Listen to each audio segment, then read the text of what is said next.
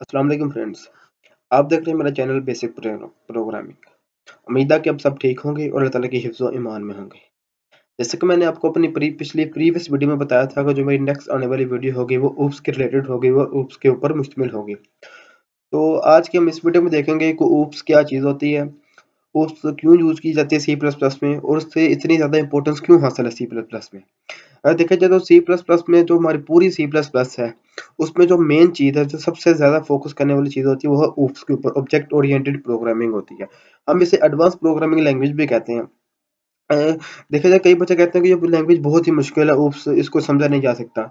लेकिन ये बिल्कुल गलत है, ये बहुत ही आसान है, ये बेसिक्स जैसा जैसा कि हमने अपनी पहली वीडियो में बेसिक्स देखी ना, ये बेसिक्स से भी ज़्यादा आसान है ऊप्स, ऑब्जेक्ट ओरिएंटेड प्रोग्रामिंग। अब इसमें होता क्या है ऑब्जेक्ट ओरिएंटेड प्रोग्रामिंग में, देखिए जैसे कि मैंने आपको ये एडवांस लैंग्वेज है। अब इसके एडवांटेजेस क्या हैं? फर्स्ट ऑफ ऑल इसका जो फर्स्ट एडवांटेज है वो है कि OOP is faster and easier to execute. जो ऊप हमारे पास है ये सबसे फास्ट होता है, इससे हम बहुत ही आसानी के साथ कोई भी जो प्रोग्राम से एग्जीक्यूट कर सकते हैं। और जब देखा जाए तो इसका जो दूसरा मेन फंक्शन है इसका ये है कि जो इसमें जो हम प्रोग्राम लिखेंगे, जो लॉजिक बनाएंगे, हम उसको दोबारा रीयूज कर सकते हैं अपने प्रोग्राम में, और कहीं भी यूज करने की हमें जरूरत पड़े तो हम इसको दोबारा यूज कर सकते हैं। और इसमें बहुत ही बेसिक प्रोग्रामिंग में तो ये था ना कि हमें पहले लॉजिक बनाना पड़ता था उसका, लेकिन इसमें ऊप्स में लॉजिक वाला कोई चक्कर नहीं है। इसमें जो दो मेन चीज़ होती है उसमें, फर्स्ट ऑफ ऑल सबसे पहले होते हैं क्लासेस इसमें यूज होंगी और क्लासेस के ऑब्जेक्ट्स यूज होंगे। आपको पहले समझने वाली बात ये है कि क्लासेस और ऑब्जेक्ट्स क्या चीज़ होती हैं। देखिए उसमें दो चीज़ें हैं, क्लासेस और ऑब्जेक्ट्स। आप फॉर एग्जांपल के तौर पर आप यूं समझ लें क्लासेस और ऑब्जेक्ट्स क्या चीज़ है। आप एग्जांपल लें, क्लासेस को आप समझ जैसे फ्रूट। फ्रूट हमारे पास क्या है? एक क्लास है। अब देखा जाए फ्रूट का क्लास तो आ गई एग्जांपल फ्रूट के तौर पर, लेकिन अब फ्रूट के आप कहेंगे ऑब्जेक्ट कौन से होते हैं। आप हमेशा ये याद रखें कि हर क्लास का कोई ना कोई ऑब्जेक्ट होता है, लाजमी होता है। इसी बेस पर हमारी ऑब्जेक्ट ओरिएंटेड प्रोग्रामिंग बेस करती है। तो क्लास हमारे पास क्या फ्रूट है। अब फ्रूट में क्या आ जाता है हमारे पास? बनाना आ जाता है, एप्पल आ जाता है, पीच आ जाता है, मैंगो आ जाता है। ये सारी क्या चीजें हैं? ये क्लास के ऑब्जेक्ट्स हैं। क्लास हमारे पास फ्रूट है और फ्रूट में आ गए एप्पल, मैंगो, बनाना, पाइन, पीच। ये हमारे पास क्या है? उसके ऑब्जेक्ट्स हैं। इसी तरह आप दूसरी एग्जांपल देखें, हमारे पास ले लें क्लास, ले लें एक क्लास हमारे पास और कार, गाड़ी, व्हीकल जिसे कहते हैं कार।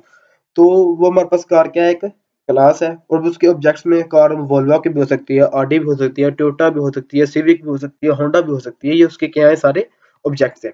अब कार का ये भी एट्रीब्यूट्स होते हैं। अब ऑब्जेक्ट्स को एट्रीब्यूट कह सकते हैं, एट्रीब्यूट्स के ऊपर बेस कर। जैसे कि आप एग्जांपल लो और ले लें, एक फैन ले लें। अमूमन आप सभी के घर में फैन लगा होगा, सबको पता है फैन क्या चीज होती है। पंखा को हम फैन कहते हैं। अब देखा जाए तो फैन हमारे पास एक क्लास है ना। अब उसका ऑब्जेक्ट देखते हैं, ऑब्जेक्ट उसका क्या है? फैन का जो ऑब्जेक्ट है उसका क्या काम है? वो हवा देता है। हवा देना उसका क्या है? ऑब्जेक्ट है। फैन खुद क्या है? एक क्लास है। तो आपने ये जो कॉन्सेप्ट ना क्लास और ऑब्जेक्ट है, ये जहन में अपने बना के रखना है, सही है। इसी तरह आप जो स्टूडेंट क्लास ले लें, कमरा जमात ले लें आप, उसमें जो हमारी जो पूरी क्लास है ना, उस क्लास के अंदर क्या बैठ कौन कौन होता है? स्टूडेंट होते हैं। स्टूडेंट किसके बिहेव करता है? ऑब्जेक्ट के तौर पर। उसमें सर जो पढ़ाते हैं वो किसके? ऑब्जेक्ट के तौर पर। उसमें जो विंडो ऑब्जेक्ट के तौर पर क्रिएट कर रही है। ठीक हो गया। अब देखा जाए तो हमारे पास जो सी प्लस प्लस में जो ऑब्जेक्ट और क्लासेस है, उसको क्रिएट कैसे करते हैं। ठीक हो गया। तो अपने ये चीज़ों की आज कॉन्सेप्ट क्लियर करना ना पहले, जो क्लास ऑब्जेक्ट में क्या फ़र्क है। उसके बाद आपने क्या देखना है? उसके बाद आपने देखना है कि हमारे पास जो क्लास में होता है ना, जो क्लास और ऑब्जेक्ट में यूज़ होते हैं, हमारे पास एक पब्लिक होता है, एक होता है हमारे पास प्राइवेट। पब्लिक और प्राइवेट को हम कहते हैं एक्सेस स्पेसिफायर कहते हैं। ये मेरी आने वाली मज़ीद वीडियो में आपको बताऊँगा, इसमें उसको भी आगे मैं एक्सप्लेन करूँगा। और आप ये याद रखें, जो हमारी ऊप्स है ना, ऑब्जेक्ट ओरिएंटेड प्रोग्रामिंग, ये बेस करती है एनकैप्सुलेशन के ऊपर, इनहेरिटेंस के ऊपर, डाटा हाइडिंग के ऊपर, फाइल हैंडलिंग के ऊपर और फ्रेंड्स के ऊपर। अगर आपके ये कंसेप्ट इन चीज़ों के बारे में क्लियर हो जाते हैं तो आपको कंप्लीट मुकम्मल कमांड हासिल हो जाएगी ऑब्जेक्ट ओरिएंटेड प्रोग्रामिंग के ऊपर। और हम अपनी मज़ीद आने वाली वीडियोज़ में इसको देखेंगे। ठीक हो गया। तो अब हम यहाँ पे छोटी सी एग्जांपल मैंने यहाँ पे क्रिएट की हुई है, तो आपको समझाने के लिए सिर्फ, क्योंकि मेरी मज़ीद आने वाली वीडियोज़ में हम आपको बताएँगे डिटेल पूरी इन वीडियोज़ की। ठीक हो गया। तो अब एग्जांपल के तौर पर देखते हैं हम क्लास को किस तरह क्रिएट करते हैं, उसमें ऑब्जेक्ट को हम किस तरह यूज़ कर सकते हैं। ठीक हो गया। तो सबसे पहले हमने यहाँ पे क्लास मैंने क्रिएट की हुई है यूजिंग नेमस्पेस स्टैंडर्ड लाइब्रेरी, तो आपको पता है हेडर फाइल्स होती हैं। सही हो गया। अब यहाँ पे हमने क्या किया है, यहाँ पे देखा जाए तो मैंने सबसे पहले यहाँ पे क्लास एक क्रिएट किया कार। क्लास हमारे पास है, कार क्या है?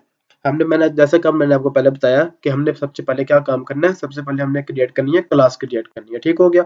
हमने यहाँ पे अपनी क्लास क्रिएट की कार।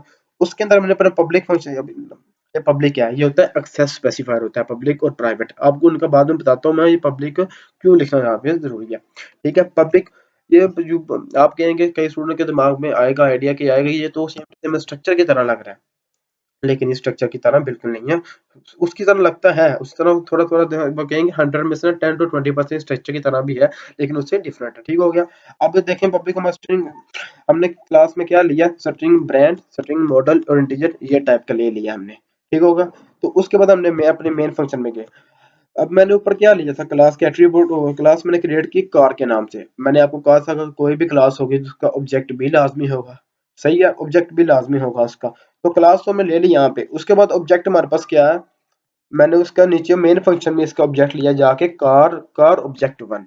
कार तो हमारे पास मैंने क्लास के तौर पर यूज की ना, उसके बाद मैंने ऑब्जेक्ट यहाँ पे यूज किया, वो मैंने यूज किया यहाँ पे आके कार ऑब्जेक्ट वन यूज किया यहाँ पे। ठीक हो गया? तो अब जाहिर सी बात है, जैसे हम स्ट्रक्चर में करते थे आउटपुट निकाला मेन फंक्शन में, उसी तरह हम यहाँ पे भी करेंगे। कार ऑब्जेक्ट वन डॉट, मैंने स्ट्रिंग के तौर पर ब्रांड को यूज किया था, उसी को रख लिया मैंने BMW के।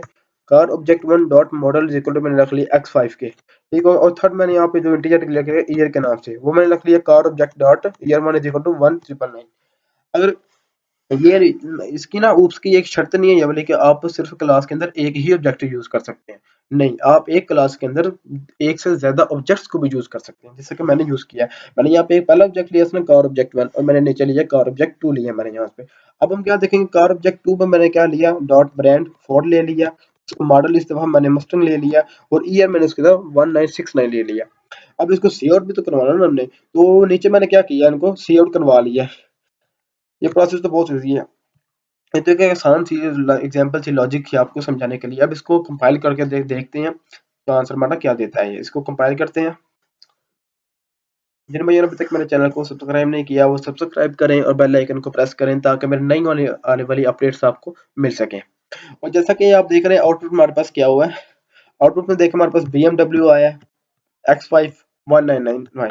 ये तो जो फर्स्ट लाइन है हमारे पास कार ऑब्जेक्ट वन की आ गई है, और नीचे वाली लाइन ऑब्जेक्ट टू की आ गई है। इससे हमारा एक और कंसेप्ट क्लियर होता है कि ऑब्जेक्ट्स को हम, जो क्लास के जो ऑब्जेक्ट्स होते हैं उनको एक से ज्यादा मर्तबा भी यूज कर सकते हैं। उम्मीद है कि आपको जो मैंने अभी तक जो मैंने इसके ऊप्स के रिलेटेड जो बातें बताई हैं, उनमें अगर आपको कोई भी मुश्किल है तो आप कमेंट करके ज़रूर पूछ सकते हैं। और जो आगे आने वाली मज़ीद वीडियो होगी वो हमारा अब ऊप्स के ऊपर ही रिलेटेड होगी, क्योंकि हमने जो बेसिक्स हमें जितने क्लियर करने थे वो कर चुके हैं। अगर फिर भी आपको उनमें से कोई चीज़ समझ नहीं आई तो आप मुझे कमेंट कर सकते हैं। इंशाल्लाह मैं आपको उसका ज़रूर रिप्लाई दूँगा। और आने वाली जो वीडियोज़ होंगी वो ऊप्स के ही मुताल्लिक होंगी, उसमें हम ऊप्स को और ज़्यादा डिटेल से देखेंगे, और ज़्यादा डिटेल से हम उसकी लॉजिक्स देखेंगे, उसके प्रोग्राम्स को देखेंगे, डिस्कस करेंगे। उसमें encapsulation, inheritance, data defined handling, friends, ये सब चीज़ें उसमें हम देखेंगे। और जिन भाइयों ने मेरे चैनल को सब्सक्राइब किया उनका बहुत-बहुत शुक्रिया, उन्होंने मुझे सपोर्ट्स किया। और जिन भाइयों ने अब तक मेरे चैनल को सब्सक्राइब नहीं किया वो सब्सक्राइब करें और बेल आइकन को प्रेस करें ताकि मेरे नई आने वाली अपडेट्स आपको मिल सकें। और मिलते हैं हम अपनी आने वाली नेक्स्ट वीडियो में। फ़ी अमानिल्लाह, अल्लाह हाफ़िज़।